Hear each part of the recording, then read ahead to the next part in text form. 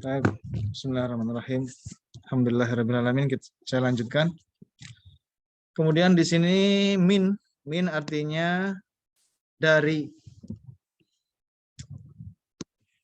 Min artinya dari. Ladun ini artinya dari sisi.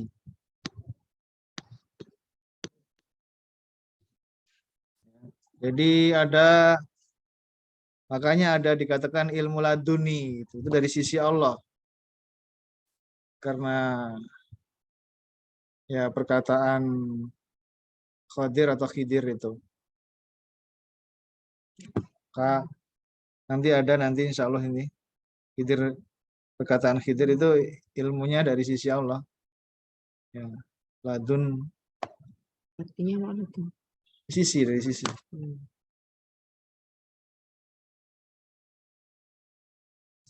Dari sisinya berarti hu di sini dari sisinya, dari sisi Allah. Hu di sini kembali kepada Allah, hu kembali kepada Allah. Ya.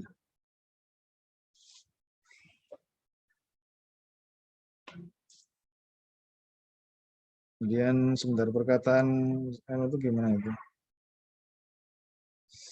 Perkataan siapa?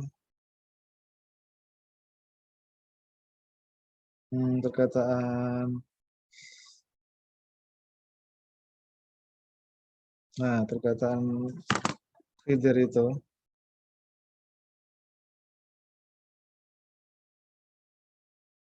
Nah, ini perkataan beliau.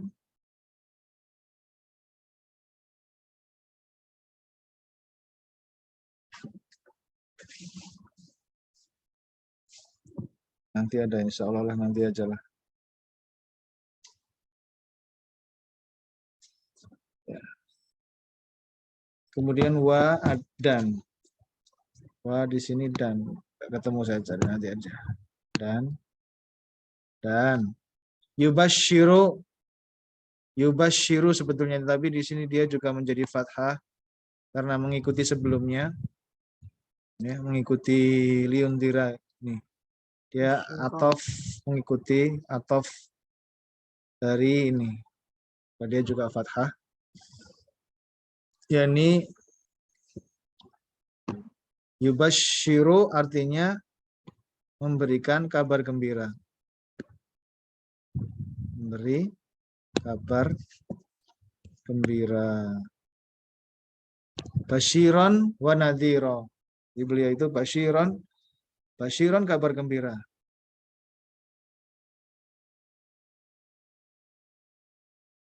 Maka ada orang di situ, kabar gembira itu ada diberi nama Bushro. Bushro, kabar gembira. Ya, mungkin di Indonesia ada yang punya orang namanya Pak Bushro gitu. Itu artinya waktu lahir merupakan kabar gembira, maka diberi nama yang seperti itu.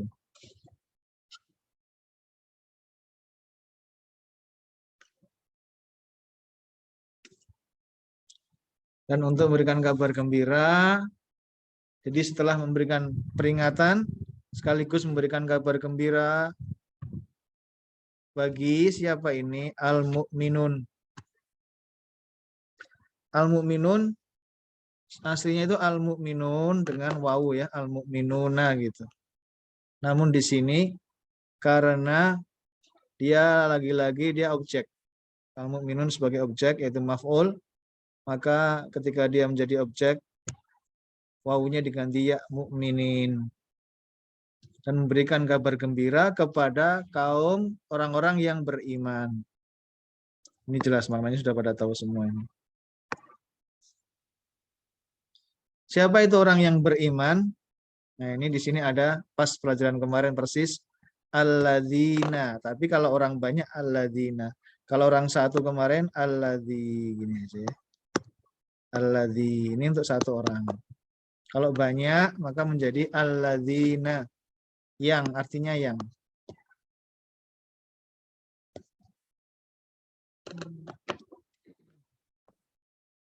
Yang tapi banyak. Yang apa? Ya'maluna, mereka itu mengerjakan. Jadi dari kata amala Ya'malu, kalau banyak ya'maluna. Karena ini orang banyak, maka ya'malu aslinya ya'malu. Ya, ya'malu. Gini, ini kalau satu orang. Oh, maaf, fi'il madinya bukan amila. Amila. Ini fi'il madinya amila. Ini fi'il kata kerja lampunya. Kata kerja yang sekarangnya ya'malu. Amila ya'malu. Saya ulang lagi. Amila. Amila itu kalau yang lampau, mengerjakan. Ya. Ya'malu. Ya'malu kalau banyak ya'maluna. Ini.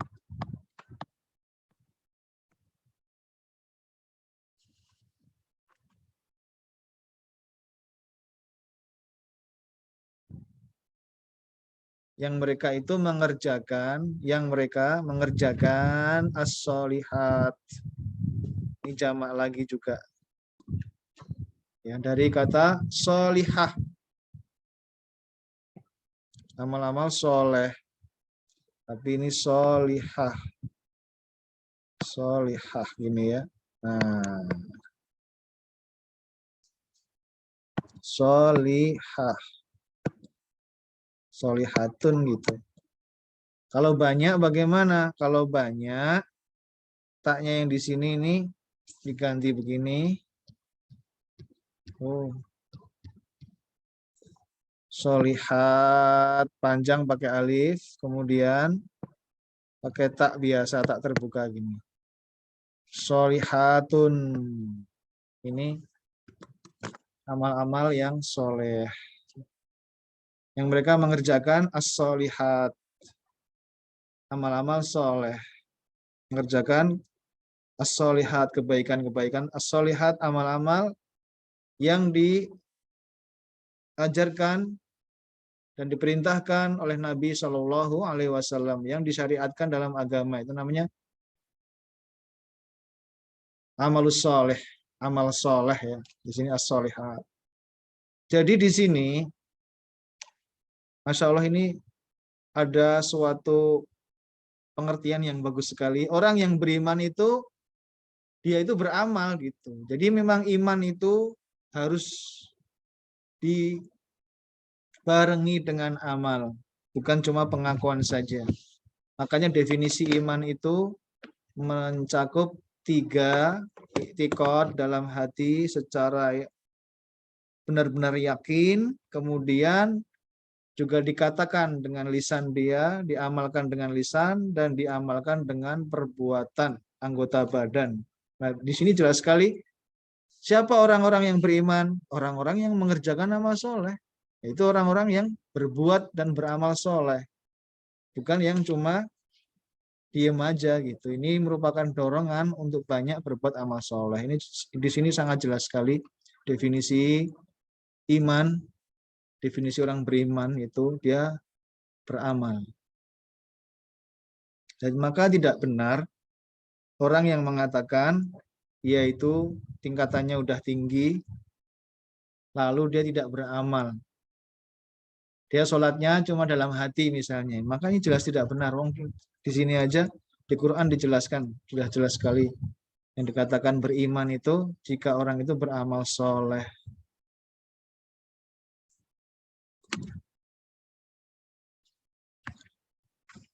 Kemudian anna di sini kalau di tengah itu inna itu menjadi anna. Kalau di depan sendiri dia inna. Ya, ini kalau di depan dia inna, kalau di tengah dia anna. Jadi sungguh bagi mereka,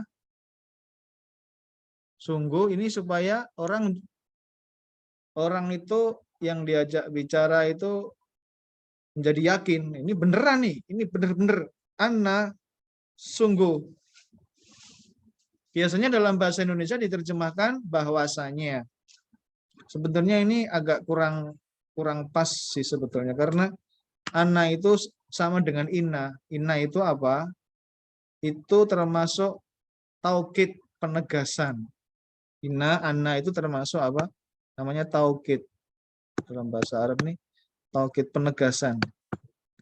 Sungguh, nah kan artinya sungguh. Bahwasanya sungguh, nah gitu bisa. Bahwasanya sungguh. Lahum, bagi mereka. Lahum, bagi mereka. Kalau laka, bagi kamu laki-laki.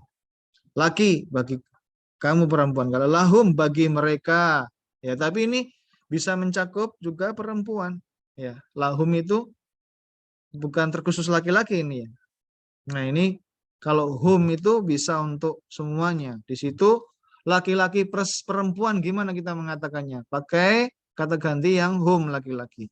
Seperti kita di depan orang-orang laki-laki dan perempuan. Terus kita gimana? Assalamualaikum apa assalamualaikum? Ya kita pakainya assalamualaikum. Itu mencakup laki-laki dan di situ juga ada perempuan. Kita bisa mengatakan dengan kata ganti mereka laki-laki atau kalian laki-laki. Itu mencakup. Bagi mereka. Ajron. Ya. Ajron di sini ajar itu balasan. Balasan. Bisa bermakna bayaran kalau secara bisnis digunakan di dalam bisnis, dalam kehidupan sehari-hari aja itu bisa berupa bayaran, suatu timbal balik yang diberikan. Makanya taksi itu dikatakan ujroh. Ya, ujroh ya karena di situ itu dari kata ini ajar juga. Sesuatu yang kita itu mesti memberikan bayaran. Ajron hasanah. Hasanah di sini bermakna baik. Jadi di sini yang dimaksud adalah surga. Ajron hasanah itu yang dimaksud balasan yang baik. Ya, puncaknya adalah surga.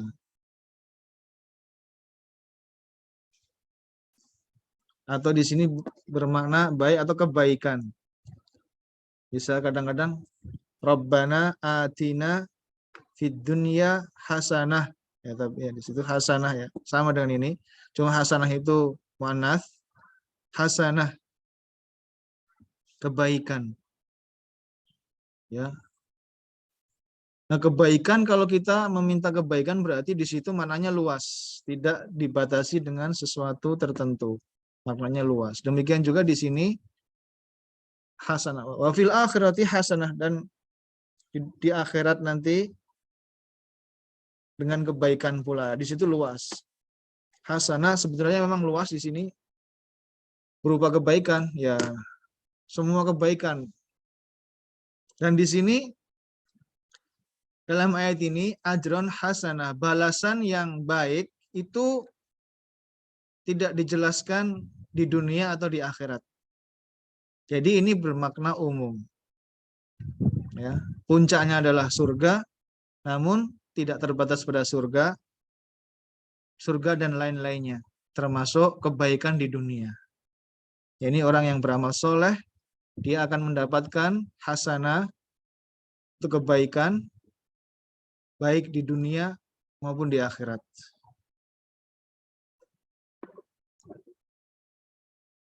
Kenapa? Apa dalilnya? Ya dalilnya banyak. Di dalam Al-Quran itu sangat banyak.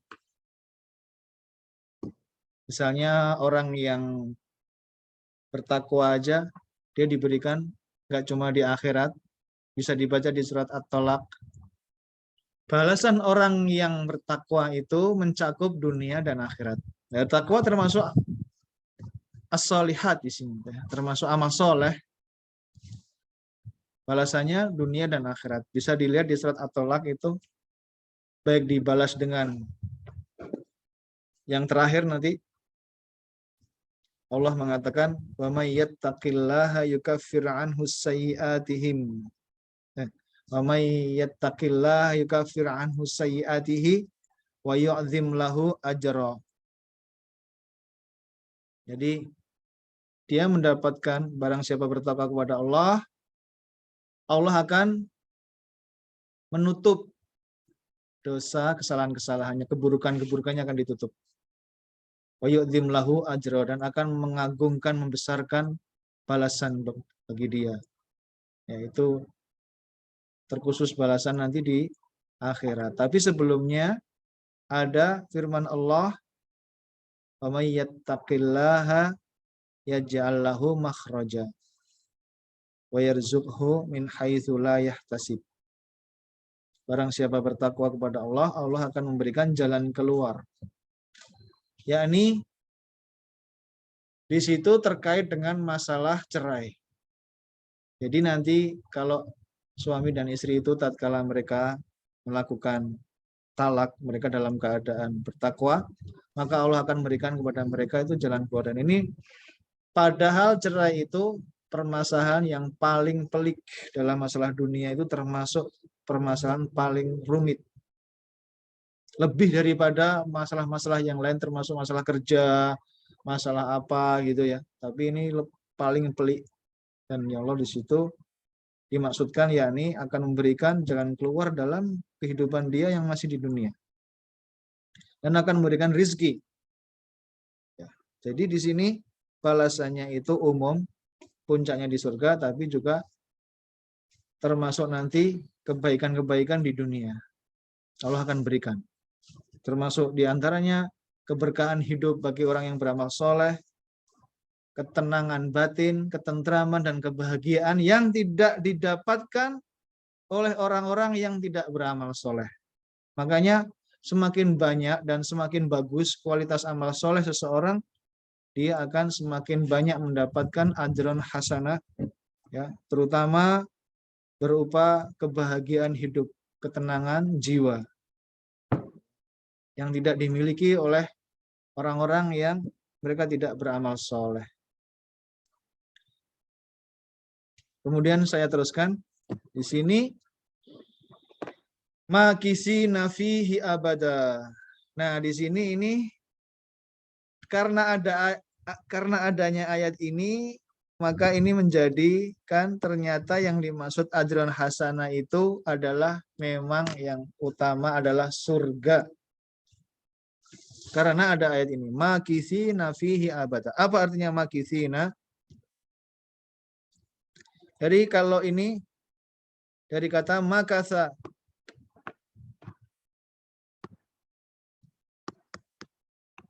Makasa ini kata kerjanya.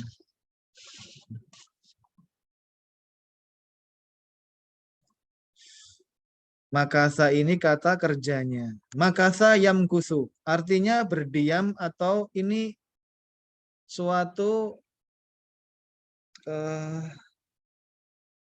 waktu tenggang gitu ya. Suatu waktu. Jadi tinggal gitu. Mereka tinggal atau mereka berdiam dalam tempo waktu gitu. Makisi, makasa yamkusu. Suatu tenggang waktu ini. Makis. Kalau ini kata kerjanya, yam kusu.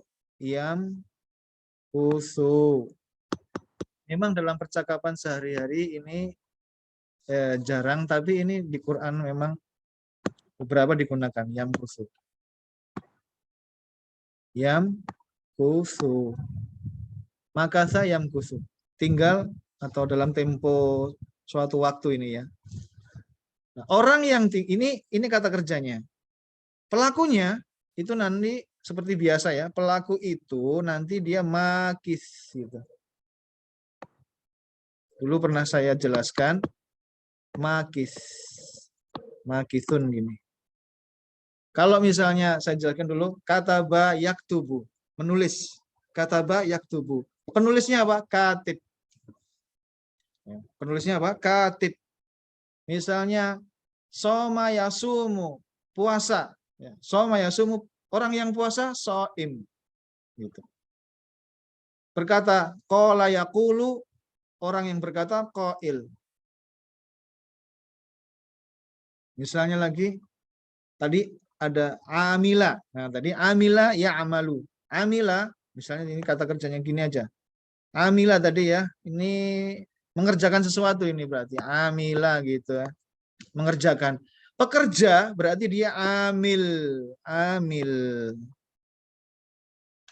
Pekerja ini amil. Nah, sama dengan ini berarti makis itu seseorang yang tinggal. Maka kalau orangnya banyak itu menjadi orangnya banyak menjadi makisuna. Ini karena jamak. Ya, ini udah masuk ke jamak. Tadi aslinya makisun aja ya, makis gitu ya, maki. Kalau banyak makisuna.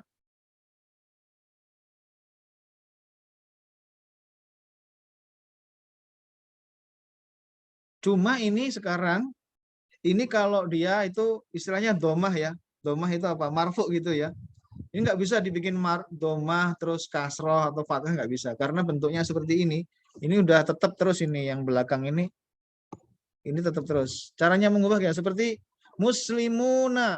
Bisanya berubah dia cuma apa? Muslimun sama muslimin. Mukminun atau mukminin. Muttaqun, muttaqin. Gitu ya. Jadi ini makisun, makisin. Karena dia ini di sini posisinya fathah sebenarnya. Istilahnya fathah itu nanti mansub istilahnya. Mansub itu dia bukan jadi di sini hal. Hal itu keadaan. Kondisinya bagaimana dia kondisinya? Makisina. Jadi dia makisun jadi makisin. Makisina. Nah, mereka itu orang-orang yang beriman itu mereka tinggal fihi jelas. Fihi di sini hinya kembali ke ajron hasanah tadi surga itu. Kembali ke surga. Fi di dalamnya tinggal. Jadi mereka tinggal, ini maksudnya mereka tinggal, ini pelaku, mereka tinggal. Fihi di dalamnya. Itu. Abada bahasa Indonesia. Kata orang Indonesia abadi.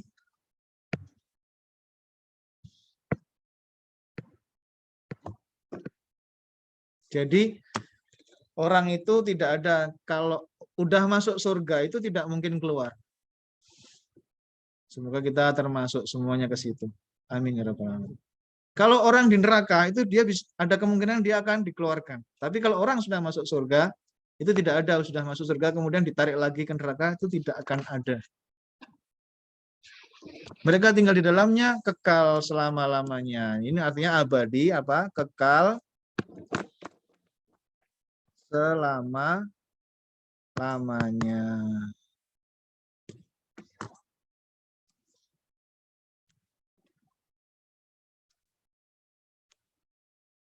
Abada. Orang Arab bilang abadan. Abadan. Dia bilang begitu.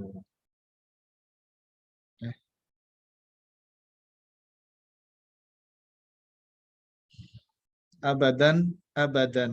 Selama-lamanya. Cuma di Indonesia menjadi abadi. Kita selesaikan sama kalimat yang setelahnya ini.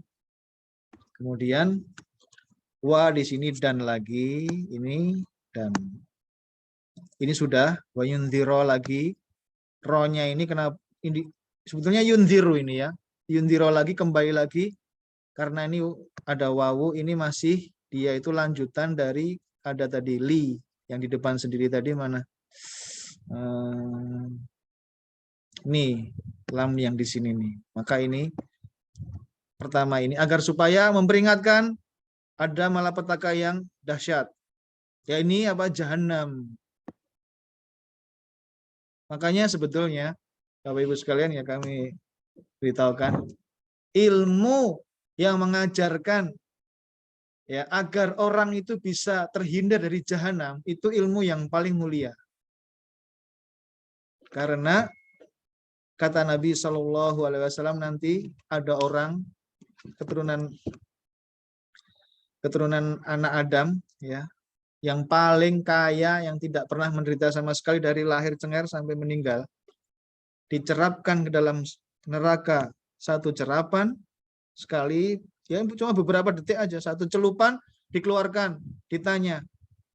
Ini ada dalam hadis riwayat Muslim, ya, yu'ta yaumal qiyamati bi an amin nasi min bani Adam au kama qala sallallahu alaihi wasallam, telah akan didatangkan nanti di hari kiamat itu orang yang paling nikmat hidupnya dari keturunan anak Adam.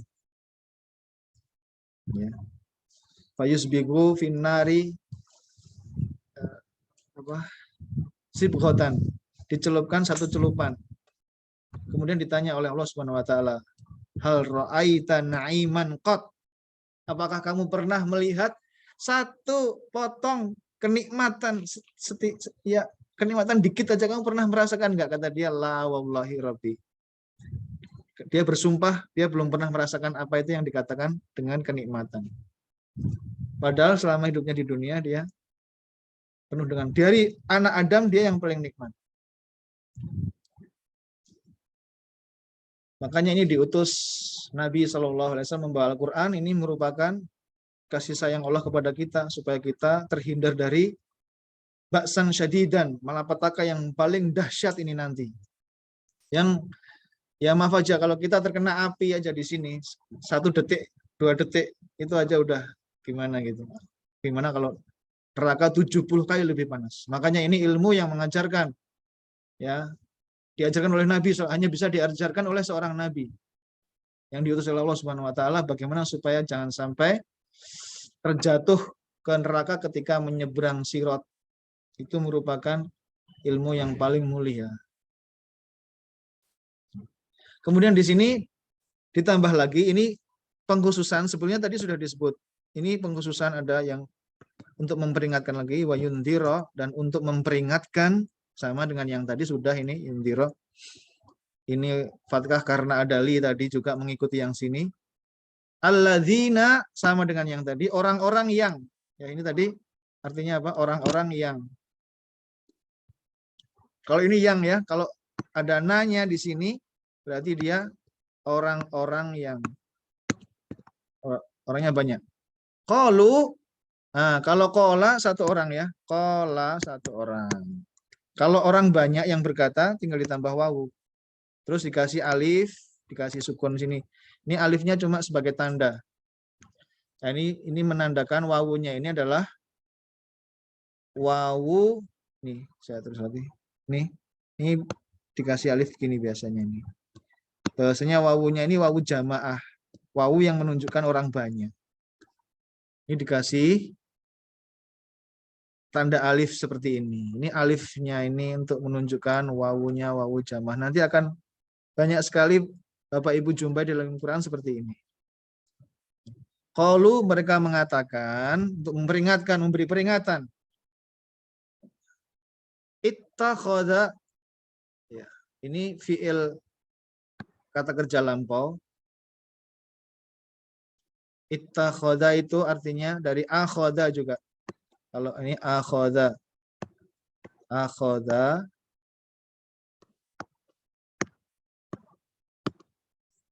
Ya.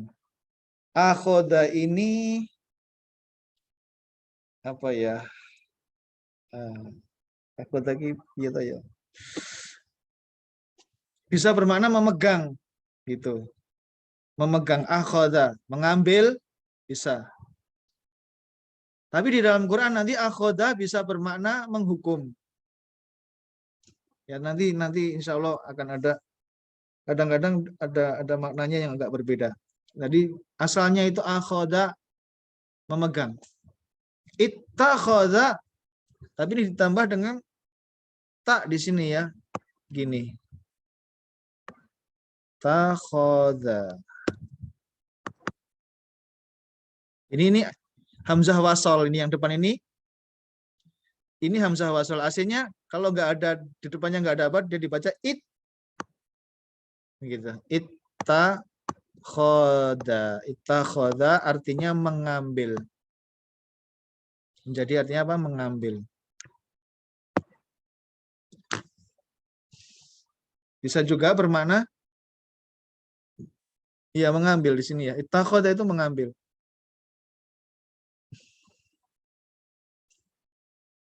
Ittakhadallahu. Allah di sini Allah. Allahnya apa di sini Bapak Ibu? Domah. Berarti apa di sini Allah ini pelaku, subjek. Allah mengambil gitu. Di sini berarti amalnya Allah, maaf. Allah mengambil walada. Apa walada? Walad. Ya, ini anak laki-laki atau anak.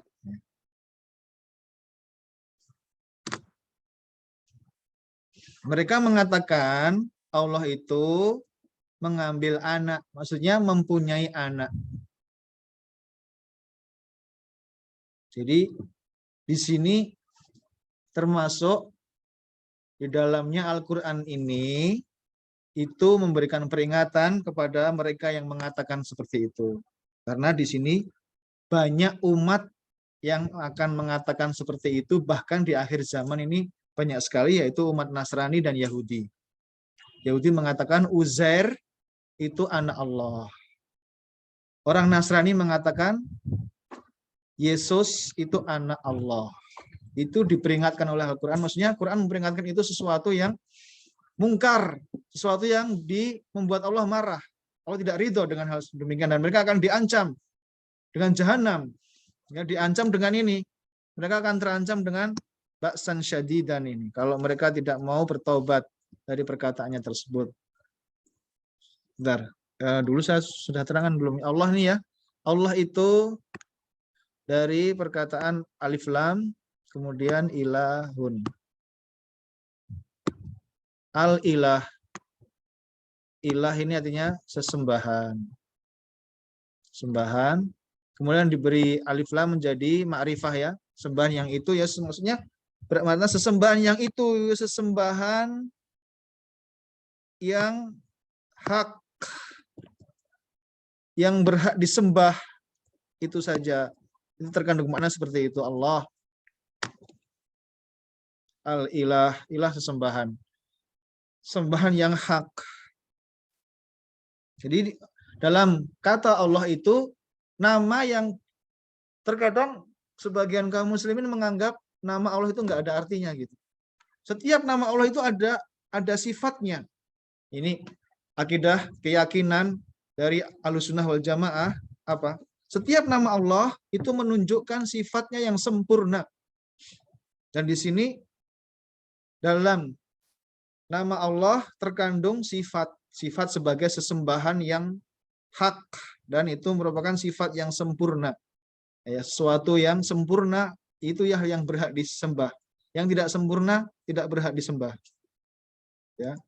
Makanya kalau orang mengatakan Allah itu semestinya dia itu konsekuensinya apa? Konsekuensinya dia akan menyembah kepada Allah saja.